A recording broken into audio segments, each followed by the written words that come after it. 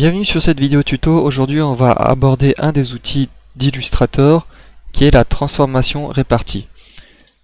Je vais vous montrer exactement à quoi ça ressemble. On prend n'importe quel des paramètres, on crée une forme au pif. Je vais prendre quelque chose qui est très biscornu pour vous montrer dans les détails comment ça se présente. Voilà, quelque chose de très peu rectangulaire. Donc, je fais un clic droit sur ma forme, je vais dans Transformation, Transformation répartie.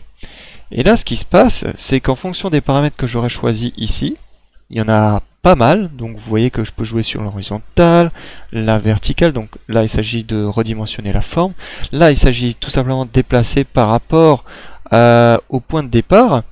Là, sur la verticale, on peut choisir aussi l'angle, si je souhaite très légèrement appliquer une rotation.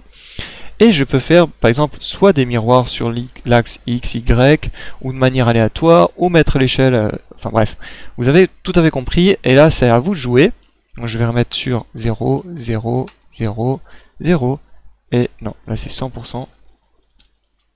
Voilà, donc vous avez compris, le but du jeu c'est tout simplement de pouvoir déplacer votre forme à un endroit extrêmement précis, en évitant d'utiliser la souris. Tout le but du jeu, c'est de savoir précisément au pixel près où vous allez placer votre forme.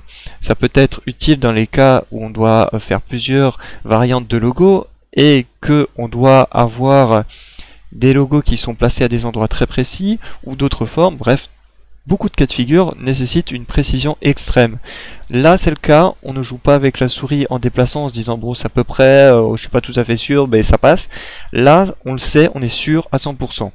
Donc, une fois que vous êtes content, vous dites ok, on va peut-être le déplacer un peu plus loin, je vais mettre 500, allez hop. Et là, je vais mettre 0, parce que je veux juste le placer en dessous, mais parfaitement en dessous, à 500 pixels, pour des raisons XY. Je clique sur copier, et on est sûr que si maintenant je mesure entre ce point-là et ce point-là, il y a bien 500 pixels de différence.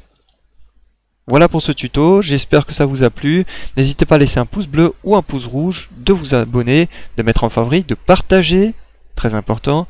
Et je vous retrouve pour d'autres vidéos tuto. A plus.